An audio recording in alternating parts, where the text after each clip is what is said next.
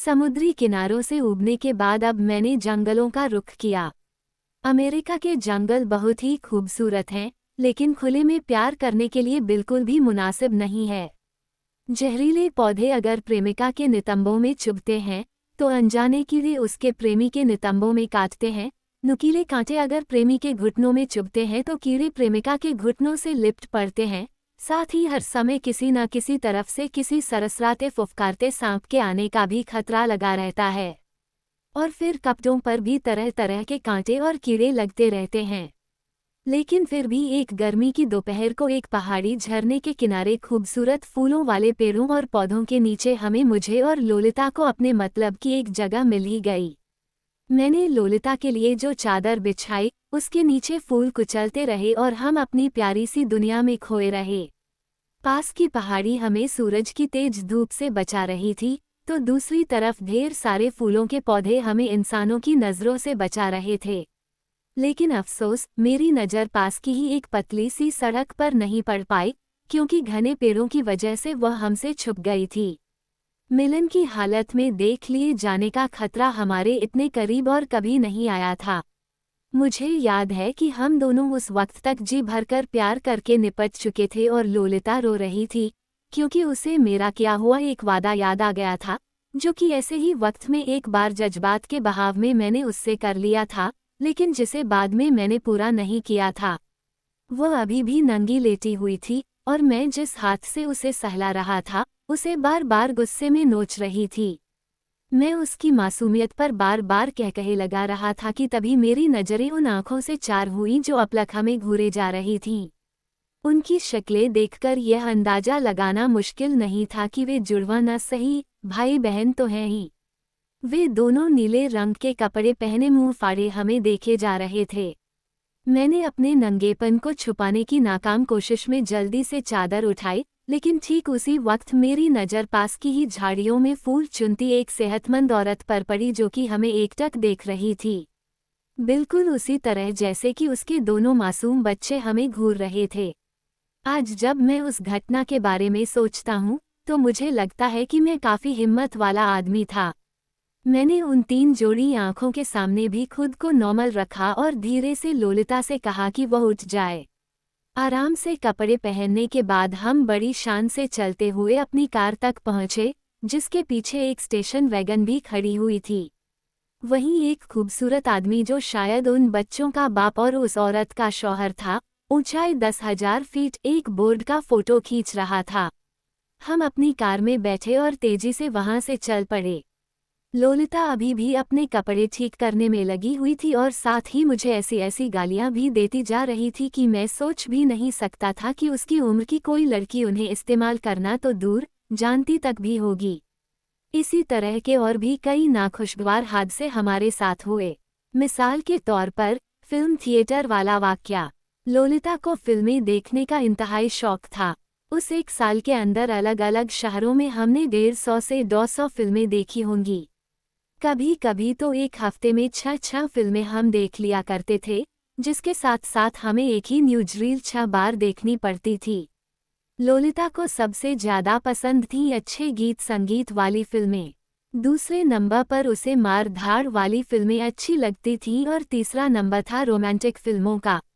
लेकिन कुल मिलाकर वह फिल्मों की इतनी शौकीन थी कि कोई भी फिल्म वह कभी देख सकती थी। हाँ, तो एक बार एक थिएटर में जब हम फिल्म देख रहे थे, तो मैंने लोलिता के कंधे को अपने बाजू के हल्के में ले लिया और मेरा गाल उसके माथे पर पहुंच गया। लेकिन तभी हमारे पीछे बैठे 2 शरारती लड़कों ने अजीब अजीब सी बातें बड़बड़ाना शुरू कर दी। हालांकि जो कुछ उन्होंने कहा, मैं समझ तो नहीं सका, लेकिन इतना जरूर समझ गया कि मैं लोलिता से थोड़ा अलग होकर बैठ जाऊं। मगर उसके बाद बाकी का शो मेरे लिए धुंध से ज्यादा कुछ नहीं था। एक बार हम दोनों रात के वक्त कहीं से वापस आ रहे थे, तब मैंने उसे बताया कि बर्डसले में मैं उसका जिस स्कूल में दाखिला कराऊंगा, वो सिर्फ लड़कियों का स्कूल है और वहां पढ़ाने का ढंग काफी सख्त है। मेरा इतना कहना था कि लोलिता फट पड़ी। गालियां, अपमानजनक शब्द, खुशामद, बदतमीजी, बचकानी निराशा, जो कुछ वह लगातार बक रही थी, क्या कुछ नहीं था उसमें। लगभग 20 किलोमीटर तक वह इसी तरह मुझे भला बुरा कहती रही और मैं 50 की स्पीड पर गाड़ी दौड़ाता रहा। तभी दो पुलिसवालों ने अपनी स्पॉटलाइट हम पर डाली और हमें रुकने को कहा। मैंने लोलिता से चुप हो जाने को कहा, क्योंकि वह किसी मशीन की तरह बोलती जा रही थी। गाड़ी रुकने पर पुलिसवालों ने शक भरी नज़र से मुझे और लो को देखा। लोलिता उन दोनों को देखकर अचानक इस तरह मुस्कुराने लगी, जैसे अभी कुछ हुआ ही न हो। उस दिन मुझे लगा कि लोलिता भी कानून से डरती है। यहाँ मैं एक बात का इकबाल करना चाहता हूँ। आप हंसेंगे, लेकिन हकीकत यही है कि मैं कभी नहीं जान पाया कि लोलिता के साथ मेरा कानूनी रिश्ता क्या था। सच तो यह है कि मुझे आज भी नहीं मालूम। हाँ, इस बारे में कुछ छोटी मोटी कानूनी बातें मैं जरूर जान गया। अल्बाना में संरक्षक को ये हक हासिल नहीं है कि वह कोर्ट की इजाज़त के बगैर बच्चे के रहने की जगह भी बदल सके। जबकि मिनेसोटा में मैं मिनेसोटा को सलाम करता हूँ जब एक आदमी 14 साल से कम उम्र के बच्चे के संरक्षण की जिम्मेदारी लेता है, तो सिर्फ 1 महीने का सौतेला बाप है, जो अधेड़ उम्र का दिमागी मरीज है और जिसकी सौतेली बेटी की मां मर चुकी है, जो कि एक यूरोपी है, 1 बार का तलाकशुदा है और जो कुछ एक पागलखानों में भी रह चुका है। क्या एक ऐसे आदमी को संरक्षक का दर्जा दिया सकता है? क्या मैं अपने सौतेले बाप के हक को हासिल करने के लिए अदालत में दरखास्त दूं? और अदालत को दावत दूं कि वह सीधे सादे मुझसे और खतरनाक लोलिता से सवाल जवाब करे। मैंने कई छोटे बड़े शहरों की लाइब्रेरियों में शादी, बलात्कार और गोद लेने के मौजू पर किताबें पढ़ी, लेकिन उससे भी कुछ खास पता नहीं चला। पिल्विन और जैपल की किताबें पढ़ी, लेकिन उससे भी कुछ खास पता नहीं चला। पिल्विन और जैपल की किताब में सौतेले बाप और बिन मां की लड़कियों के बारे में कुछ कहा ही नहीं गया है। एक और किताब में लिखा था, ऐसा कोई कानून नहीं है कि हर नाबालिग बच्चे का कोई संरक्षक होना ही चाहिए।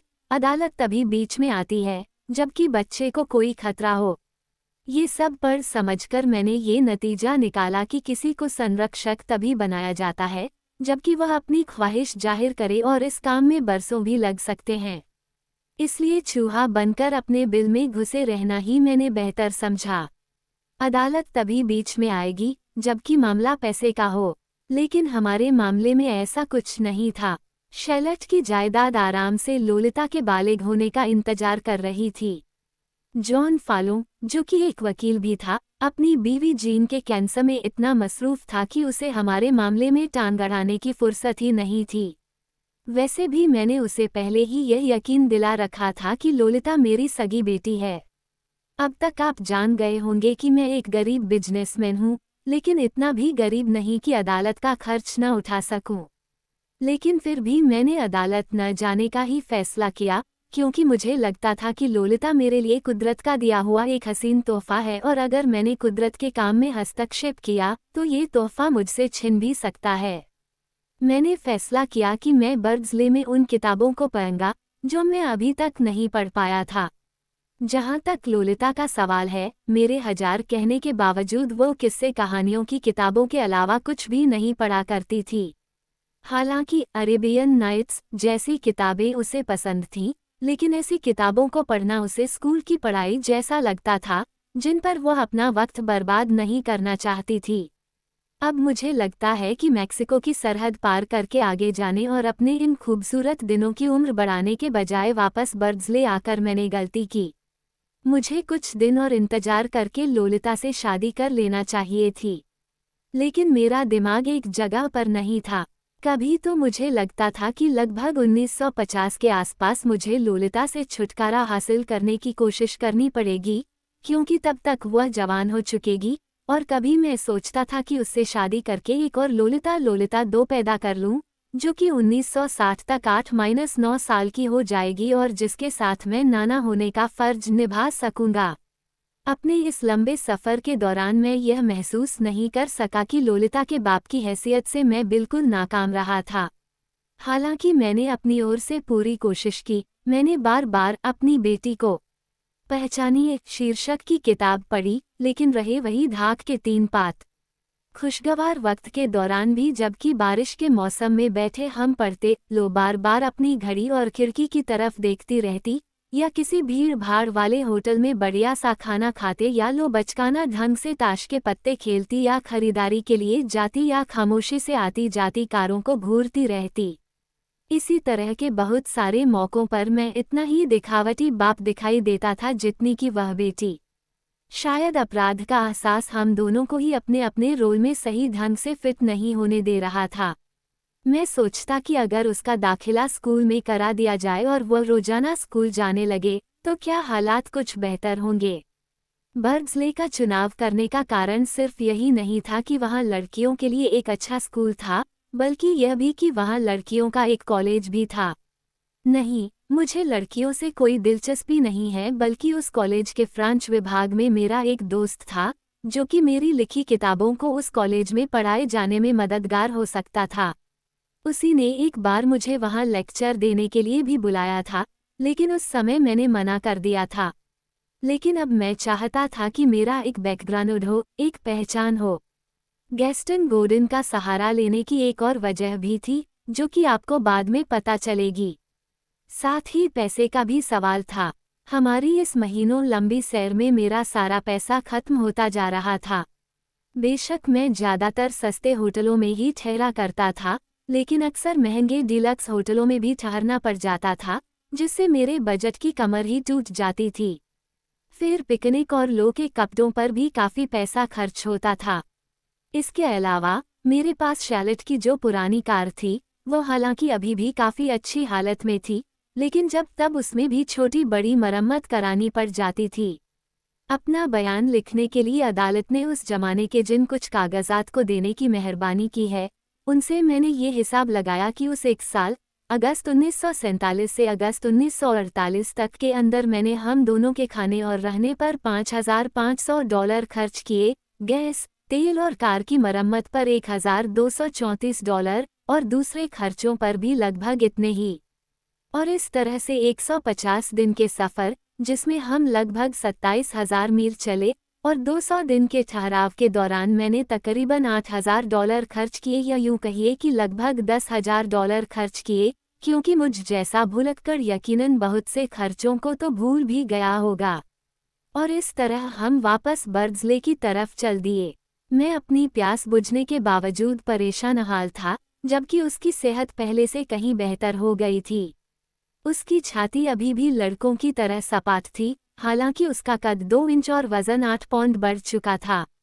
हम इस एक साल में हर जगह गए थे, लेकिन सच है कि हमने कहीं भी कुछ भी नहीं देखा या घूमा। आज मैं सोचता हूँ कि हमारे इस लंबे सफ़र ने हमें क्या दिया, शायद सिर्फ कुछ फटे पुराने नक्शे, टूरिस्ट बुक्स, पुराने टायर और लोलिता की सिसकियाँ हर रात मेरी बनावटी नींद के बाद। जब हम 14 थेयर स्ट्रीट पहुंचे तो एक छोटे से लड़के ने हमें गैस्टन की एक चिट्ठी और उस मकान की चाबियां पकड़ा दी, जो कि गैस्टन ने हमें किराए पर दिया था। मेरी लो ने अपने चारों तरफ कुछ भी देखे बगैर घर में घुसते ही रेडियो चला दिया। इसके बाद उसने एक मेज पर पुरानी मैगजीनों के एक चट्टे में से अपने लिए कुछ मैगजीनें चुनी और उन्हें लेकर सोफे पर लेट गई। रहने की जगह कैसी भी हो, मुझे उससे कोई फर्क नहीं पड़ता था, अगर उसमें मेरे और लोलिता के लिए अकेले बंद होने की जगह हो। लेकिन गैस्टन के खतों से अभी तक मैं मकान के बारे में जो अंदाजा लगाता आया था, वह उससे काफ़ी अलग था। असल में वह मकान शैलेट के मकान, जो कि अब हमसे सिर्फ 400 मील दूर था, से काफ़ी मिलता जुलता था और बड़ा उदास सा दिखाई देता था। मकान की छतों और कमरों की बनावट शैलेट के ही मकान जैसी थी। यहाँ तक कि फर्नीचर की भी बनावट और सजावट कमोबेश वैसी ही थी। लेकिन मेरे लिए जो पढ़ने का कमरा था, वह काफ़ी बड़ा था, जिसमें फर्श से लेकर छत तक केमिस्ट्री की लगभग 2000 किताबें चुनी हुई थीं, क्योंकि मेरा मकान मालिक बर्ड्सले कॉलेज में केमिस्ट्री ही पढ़ाया करता था। मुझे उम्मीद थी कि बर्ड्सले स्कूल, जो कि एक महंगा स्कूल था और वहाँ लड़कियों के लिए एक जिम्नेजियम भी था, वहाँ लड़कियों की जिस्मानी कसरत के साथ साथ उन्हें अच्छी तालीम भी दी जाती थी। जब मैं स्कूल की हेड मिस्ट्रेस प्राट से पहली बार मिला, तो पहले तो उसने मेरी बेटी की खूबसूरत नीली आंखों और गैस्टन जैसे काबिल आदमी से मेरी दोस्ती की तारीफ की। बाद में उसने लो को एक टीचर मिस कॉपोरेंट के हवाले कर दिया और फिर मुझसे बोली, डॉक्टर हम्बर्ड, हम अपने स्कूल की लड़कियों को किताबी कीड़ा बनाने, यूरोप की सारी राजधानियों के नाम या पुरानी जंगों की तारीखें याद करवाने से ज़्यादा इस बात पर ध्यान देते हैं कि वे अपनी सामाजिक जिंदगी में कामयाब हो सकें। इसीलिए हम डांस, ड्रामा, बातचीत और मेलजोल जैसी चीज़ों पर ज़्यादा जोर देते हैं। आपकी बेटी के लिए अब लोगों से मेलजोल, कपड़े पहनने का ढंग, तौर तरीके वगैरह इतने ही जरूरी होंगे जितने कि आपके लिए बिजनेस में कामयाबी। मैं अपनी लड़कियों का बहुत ध्यान रखती हूँ। हम चाहते हैं कि बच्चे अपने आसपास की दुनिया को बेहतर ढंग समझ सकें। डॉक्टर हम्बर्ग, पुराने ढंग के स्कूलों में जो बेकार की चीजें पढ़ाई जाती रही हैं, हमने उनको छोड़कर व्यावहारिक चीजों की तरफ ध्यान दिया है, ताकि लड़कियां आगे चलकर अपनी और अपने शौहरों की जिंदगी को अच्छी तरह संभाल सकें। मिस्टर हमरसन, लोग आमतौर पर बच्चों को स्कूल इसलिए भेजते हैं कि उन्हें अच्छी तालीम मिल सके। लेकिन तालीम या शिक्षा है क्या, शायद कोई नहीं बता सकता। मेरे कहने का मतलब है कि हो सकता है एक बच्चा बहुत सारी किताबें पढ़ ले, लेकिन अगर वह अपने आसपास की दुनिया को ही नहीं समझ सके तो इतनी सारी किताबों को पढ़ने का क्या फ़ायदा है। आप मेरी बात से सहमत होंगे डॉक्टर हम्बर्ड की बच्चे के लिए पुरानी तारीखों को याद रखने से ज़्यादा ज़रूरी है आज की तारीख को याद रखना। बगैर जिंदगी के तजुर्बे के सारी तालीम बेकार है। मैं उसकी इन बातों को सुनकर पहले तो बहुत परेशान हुआ, लेकिन बाद में उसी स्कूल से जुड़ी दो समझदार औरतों से बात करने पर मुझे पता चला कि स्कूल में अच्छी खासी पढ़ाई होती है और मेल-जोल वाली बात महज एक दिखावा है, जो कि पुराने ढंग के बर्ड्सले स्कूल को एक नया रूप देने के लिए की जाती है। उस स्कूल की तरफ मेरे लगाव की एक वजह और भी थी, जो कि आपको तो अजीब सी लगेगी, लेकिन मेरे लिए बहुत अहम थी। हमारी गली के पार, ठीक हमारे घर के सामने एक खुला मैदान था, जिसमें रंग बिरंगी झाड़ियाँ, ईंटों और बांसों के ढेर और तरह तरह के फूल थे और उसके पार स्कूल की सड़क थी।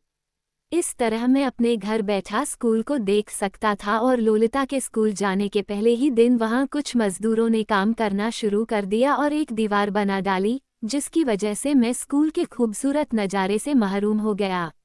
हालांकि उस काम को मजदूर बीच में ही छोड़कर चले गए, लेकिन मेरा तो काम बिगड़ ही चुका था। थेयर स्ट्रीट में रहते हुए पड़ोसियों से बचना नामुमकिन सा काम था, लेकिन फिर भी मैं बड़ी समझदारी के साथ अपने संबंध बनाए या बिगाड़े हुए था। मैं उनके साथ नरमी बरतते हुए भी अलग थलग रहा करता था। मेरा पश्चिमी पड़ोसी, जो कि देखने से कोई बिजनेसमैन या कॉलेज का टीचर लगता था, अपने गार्डन में काम करते हुए अपनी कार को धोते हुए या फिर दूसरे किसी काम में लगे हुए मुझसे बातें करता रहता था, लेकिन मैं सिर्फ मुस्कुराकर यहाँ हूँ में उसे जवाब दिया करता था। सामने की तरफ के दो मकानों में दो इंग्लिश प्रोफेसर रहा करती थीं। वे दोनों छोटे छोटे बालों वाली मिस लेस्टर और नाजुक सी मिस फेबियन सिर्फ एक ही बात किया करती थी, मेरी बेटी की खूबसूरती या फिर गैस्टन गॉर्डन की आकर्षक शख्सियत। लेकिन सबसे खतरनाक मेरी पूर्वी साइड की पड़ोसन थी, तीखी नाक वाली उस औरत का स्वर्गीय भाई कभी कॉलेज से भी जुड़ा रहा था। मुझे याद है कि जब मैं कमरे की खिड़की पर खड़ा बेताबी के साथ लोलिता के स्कूल से वापस आने का इंतजार कर रहा होता था, तो वह खतरनाक और गैर शादीशुदा औरत मीठी मीठी बातें करके मेरी लोलिता से तरह तरह के सवाल किया करती थी। मेरी लो ठंड के बावजूद कोट के बटन खोले, गंदे मोजों के ऊपर अपने गुलाबी घुटनों के साथ पेट पर किताबों का बोझ लगाए खड़ी रहती थी। और तुम्हारी माँ कहाँ है? तुम्हारे पिता क्या काम करते हैं? तुम पहले कहाँ रहती थीं? जैसे सवालों से जूझती रहती थी। एक बार उसने मुझे भी घेरने की कोशिश की, लेकिन मैं किसी तरह बचकर निकल आया और उसके कुछ ही दिन बाद उसने मुझे एक चिट्ठी भेजी, जो कि जहर में लिपटी मिठाई की तरह थी। उसने लिखा था कि अगर लो चाहे तो किसी छुट्टी के दिन वो उसके घर आकर बहुत सी अच्छी अच्छी किताबें पढ़ सकती है, बजाय इसके कि वह रात भर तेज आवाज से रेडियो चलाती रहे। मुझे मिसेज होलिगन से भी होशियार रहना पड़ता था, जो कि हमारे घर खाना वगैरह बनाने का काम करती थी। हमसे पिछले किराएदार का खाना भी वही बनाती थी। हालांकि वह एक सीधी सादी औरत थी और हालात को गहराई से नहीं देख पाती थी। लोलिता को दोपहर का खाना स्कूल में ही मिल जाता था और नाश्ते में मैं उसे मिसेज होलिगन का रात का बनाया खाना गर्म करके खिलाता था। अब तक मैं बिस्तर ठीक करने में महारत हासिल कर चुका था, लेकिन फिर भी मुझे डर लगा रहता था कि अगर चादर पर लगे किसी खतरनाक धब्बे पर मेरी नज़र नहीं पड़ी और उसे मिसेज होलिगन ने देख लिया तो क्या होगा। हालांकि लो और मिसेज होलिगन कम ही एक साथ घर में हुआ करती थीं, लेकिन फिर भी कभी वे साथ हुई और बातों बातों में लो ने उसे कुछ ऐसा बता दिया जिससे हमारी कली खुल जाए। मुझे हमेशा ऐसा लगता रहता था कि हम शीशे के एक ऐसे मकान में रह रहे हैं जिसमें रोशनी जल रही है और कभी भी कोई भी उसमें झांककर वह सब कुछ देख सकता है, जिसे देखने के लिए शायद वह थोड़ा बहुत पैसा भी खर्च करने से गुरेज नहीं करेगा। एक शब्द गैस्टन गॉर्डन के बारे में भी। मुझे अगर उसका साथ अच्छा लगता था या कम से कम मैं आराम से अगर उसे बर्दाश्त कर लेता था, तो इसकी सबसे बड़ी वजह ये थी कि उसकी वजह से मेरे राज पर पर्दा पड़ा हुआ था। ऐसी बात नहीं है कि वह इस राज को जानता था, उसे इस बारे में बताने के लिए मेरे पास कोई वजह भी नहीं थी। खुद वह भी अपने ही कामों में इतना उलझा रहता था कि मेरे मामले में वो कुछ गौर करता और शक कर पाता, इसलिए उसने कभी मुझसे कोई सवाल नहीं किया था। अगर उसे मेरे और लोलिता के बारे में पता चल भी जाता, तो इससे कोई फर्क पड़ने वाला नहीं था। वह एक भोला भाला और उदास सा दिखाई देने वाला कुंवारा था। उसके सिर पर बाल कम ही रह गए थे। वह हमेशा काले कपड़े पहनता था, यहाँ तक कि उसकी टाई का रंग भी काला ही हुआ करता था। उसका ऊपरी हिस्सा पतला लेकिन निचला काफी चौड़ा था और चाल मदमस्त हाथी की तरह थी। लोग उसे बहुत पसंद करते थे। उसका घर मेरे घर के पास ही था और आसपास रहने वाले सभी छोटे लड़कों को वह नाम से जानता था।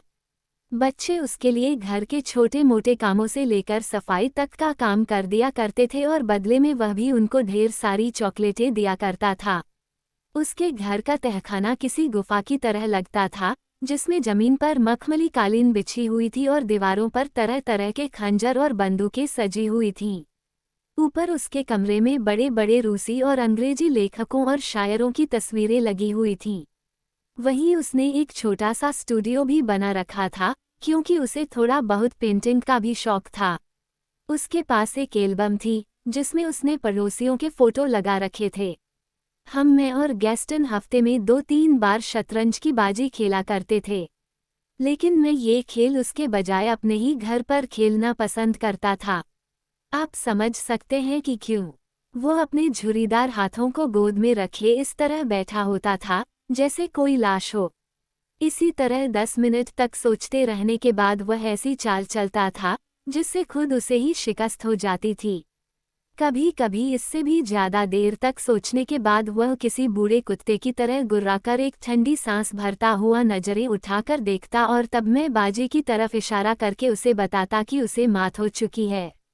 कभी कभी इसी तरह मेरे कमरे में शतरंज खेलते खेलते हमेलों के डांस की प्रैक्टिस करने की आवाज आती, लेकिन गैस्टन के कान पे जूं तक ही नहीं रेंगती थी। जब शोर ज्यादा ही तेज होता तो वह बस अपनी खोपड़ी या गाल सहलाकर रह जाता था।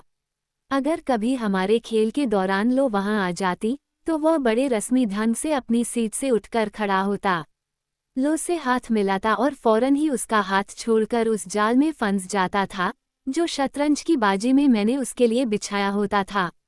मैं उसके बारे में इतनी ज्यादा बात नहीं करना चाहता। 1 साल बाद वह एक समुद्री सफर पर यूरोप गया, जहां से वह लौटा नहीं। मैं उसका जिक्र भी नहीं करता अगर हमारे बर्डसले में रहने में उसका हाथ नहीं होता। मैं अपने बचाव के लिए उसका जिक्र करना चाहता हूँ। वो एक ऐसा आदमी था जिसमें कोई भी खास बात नहीं थी। वो एक साधारण टीचर था। एक मोटा बूढ़ा आदमी था जिसे अमेरिकी जिंदगी से नफरत थी और अंग्रेजी न जानने का घमंड था। उसे बूढ़े भी पसंद करते थे और छोटे भी पसंद करते थे। पता नहीं दूसरे लोग उसे बेवकूफ़ बना रहे थे या वह दूसरे लोगों को। और अब मुझे लोलिता के चरित्र में गिरावट के बारे में आपको बताना है। दरअसल मैं अब तक जज्बाती रूप से कमज़ोर हो चुका था। मेरी समझ बूझ पर मेरे जज्बात का साया था और मैं अपनी इस स्कूली किशोरी के साथ बहुत खुश था। वो लगातार मेरी कमज़ोरी बनती जा रही थी और इसी बात का उसने फ़ायदा उठाया। उसको मैं हर हफ्ते 21 सेंट का जेब खर्च दिया करता था, बशर्ते कि वह अपना फर्ज निभाती रहे। एक बात हमारे बर्डसले के दिनों के शुरू की है। आखिर तक मैंने उसका जेब खर्च बढ़ाकर $1.05 कर दिया था। इतना जेब खर्च उसके लिए काफ़ी था, खासतौर से इसलिए भी कि मैं उसे तरह तरह के तोहफे भी देता रहता था। फिल्में, चॉकलेट या किसी भी दूसरी चीज़ के लिए उसे सिर्फ एक बार कहना भर पड़ता था। यह अलग बात है कि इतने सब कुछ के बदले मैं उससे एक चुंबन ज़्यादा मांग लूँ या कभी उसको किसी चीज़ का ज़्यादा ही शौक हो, तो उसके बदले मैं चुंबन से ज़्यादा भी कुछ मांग लूँ। लेकिन उसे हैंडल करना बड़ा ही मुश्किल काम था, क्योंकि उसे जब भी ऐसा लगता कि मेरी ज़रूरत उसकी ज़रूरत से ज़्यादा सख्त है, तो वह मुझे बुरी तरह सताती थी। वह जानती थी कि मैं अपनी ज़रूरत पूरी किए बगैर कुछ दिनों से ज़्यादा नहीं रह सकता और ज़बरदस्ती भी अपनी ज़रूरत नहीं पूरी कर सकता। इस तरह वह अपना जेब खर्च रोज बरोज बढ़ाती जा रही थी। अक्सर कुछ खास मौक़ों पर वह मुझसे कुछ ज़्यादा ही पैसे ऐंठ लेती थी, लेकिन फिर भी मैं उसे निकलकर जाने नहीं देता था। मैं अक्सर उसके कमरे में जाकर तलाशी लेता था। एक बार उसकी एक किताब में मुझे $8 मिले, जिन्हें मैंने अपने पास ही रख लिए। अगले ही दिन उसने ईमानदार मिसेज होलिगन पर चोरी का इल्ज़ाम लगा दिया। लेकिन उसके बाद उसने अपने पैसे छुपाने की जगह ही बदल दी, जिसे लाख ढूंढने के बावजूद मैं नहीं तलाश कर पाया। मगर उसके बाद मैंने उसका जेब खर्च कम कर दिया। मुझे डर बस इतना था कि वो कुछ पैसा जमा करके मुझे छोड़कर न भाग जाए। उसे शायद ऐसा लगता था कि अगर उसके पास $50 हो जाए तो वह हॉलीवुड या अपने सपनों की उस दुनिया में पहुंच जाएगी, जहां कारें होंगी, महल होंगे, चांद तारे होंगे और नौकर चाकर होंगे। योर ऑनर, मैंने लड़कों के मसले से निपटने के लिए बहुत कोशिश की। इस मामले में मेलो के साथ कैसा बर्ताव करूं, इसके लिए मैं बर्ड्सले स्टार में किशोरों के लिए कॉलम भी पढ़ा करता था। एक शब्द पिताओं के लिए, अपनी बेटी के दोस्त को भगाए मत। हो सकता है कि यह बात हजम करना आपके लिए बहुत मुश्किल हो कि आपकी बेटी लड़कों को पुरकशिश लगने लगी है, जबकि आपके लिए वह अभी बच्ची ही है। आज आप बड़े बड़े काम करते हैं, लेकिन आप शायद भूल गए कि स्कूल के दिनों में अपनी एक हसीन दोस्त की किताबें पकड़कर चलते थे। अब जबकि आपकी बेटी की बारी आई है, तो उसे भी अपने प्रशंसकों के बीच रहने दीजिए, उन प्रशंसकों के बीच जिन्हें वो खुद भी पसंद करती है। क्या आप नहीं चाहते कि वह भी जिंदगी का मजा लूटे? जिंदगी का मजा, ओह माय गॉड! उसके दोस्तों का अपने घर में मेहमानों की तरह इस्तकबाल कीजिए। उनके साथ बात कीजिए, उन्हें जानिए, उनके साथ एक अच्छे मेजबान की तरह हंसिए और बोलिए। अगर आपकी बेटी से कोई गलती हो जाए, तो उसके साथी के सामने उसे डांटिए मत। अपनी नाराजगी अकेले में जाहिर कीजिए और लड़कों को यह मत महसूस होने दीजिए कि वह एक बूढ़े खूसट की बेटी है।